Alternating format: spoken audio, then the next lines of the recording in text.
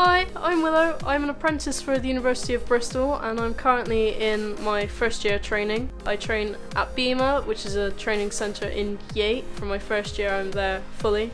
My second year I'll be in the university for 4 days a week and 1 day at BEMA, and that's the same for the third year as well. Growing up, my dad had a massive influence in my interest towards engineering. He always inspired me to do whatever I wanted and not what anyone else wanted. And that was a big thing, being interested in like maths and science, being a girl.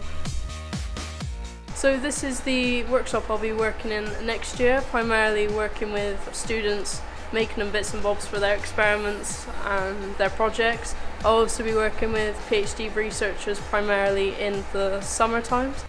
My apprenticeship with Bristol University is considered one of the best apprentices I could have in engineering in my field of work.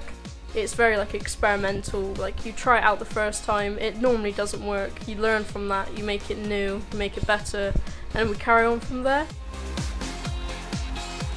When I speak to new people about my job, people are surprised the university even offer apprenticeships, let alone the amount of apprenticeships they offer for people who still want to work and learn in an academic environment.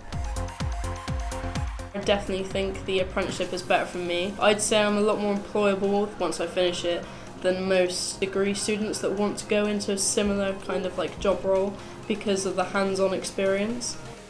In 5 years' time, I see myself still working with the university, hopefully.